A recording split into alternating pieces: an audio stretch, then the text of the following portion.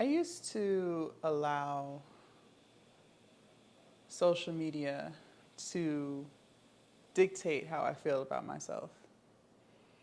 And if I'm guessing right, I feel like you have probably struggled with that too. I think we all have at some point in time. And don't get me wrong, social media is an amazing tool.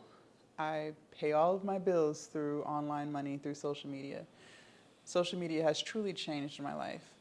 But I do think that if you're not careful with what you consume and how much of it you consume, you will find yourself in a trap of not feeling like you're good enough. And if you're new to the channel, welcome. My name is Jasmine. Hello.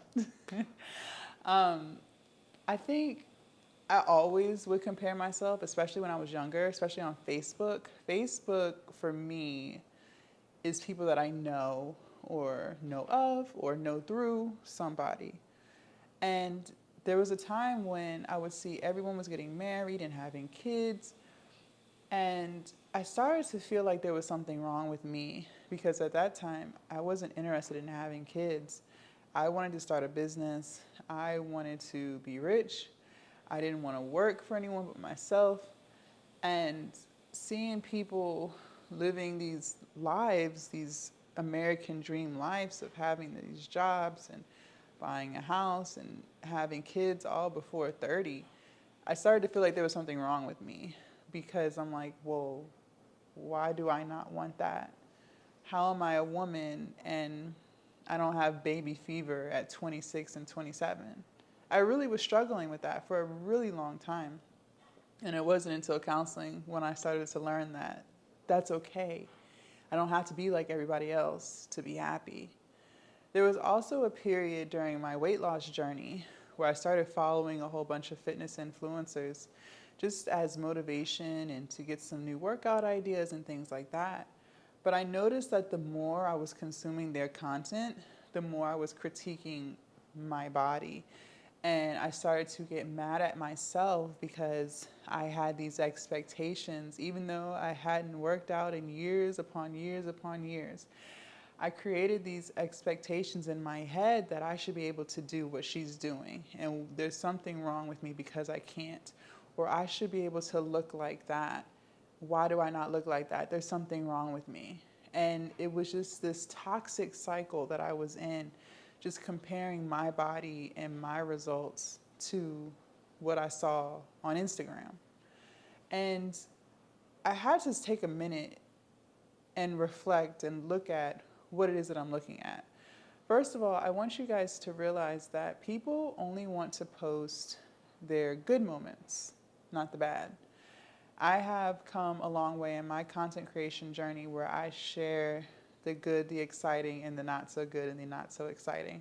But that took time to get there because I only wanted to come off as a perfect person too. But I realized that that's not very authentic. And after a while, it gets tiring having to show something that you're not always, right? But I had to realize that people only show their best moments. People only show when their bank account is in the positive, not when it's in the negative. People only want to show when them and their spouse are having amazing times together, not when they're arguing, right? And there's nothing wrong with that. You can decide what you share with the world. There's nothing wrong with that. But I want you to understand that what you see is not always real. And most of the time it's not. But if you continue to consume it, you're going to start to think that there's something wrong with you. So what do I do to avoid feeling like that?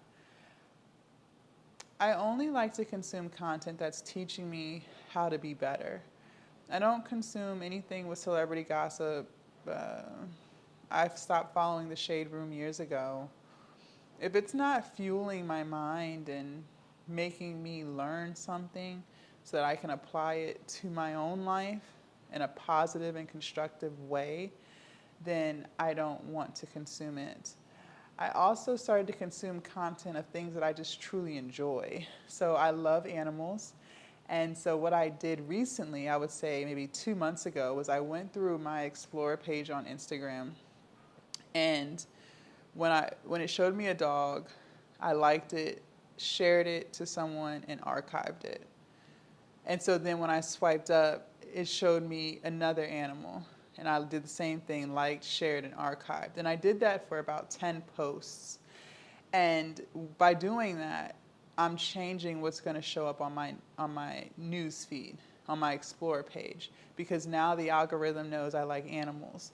And so now on my news feed, my news feed, when I'm scrolling, sometimes it'll spit out things that it thinks I may like. Like for some reason it thought I was into like narcissism and narcissistic videos. I don't know where I got that from, because I watched one, now it wants to show me another.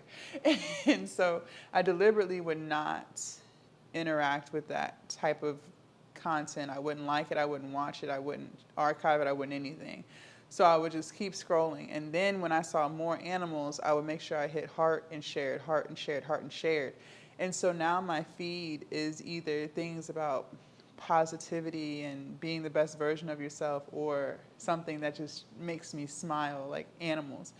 And so by doing that, I'm controlling what kind of content I consume, because I don't want to be consuming content that makes me feel bad about myself. Okay. And you have to be very intentional with that. I think that a lot of times people think that positivity and high energy just falls into people's lap. No, no, no, no. That takes work, and you have to be very intentional to keep your energy high. I've made videos about this before. And so when you're feeling like you're comparing yourself to other people, and now you're beating yourself up because you don't have what they have, or your life isn't what their life is like, or you're not achieving the same success as someone else, there's nothing wrong with consuming that as inspiration. But too much of that, I feel like, naturally will make you start to feel like something's not right with you. Okay?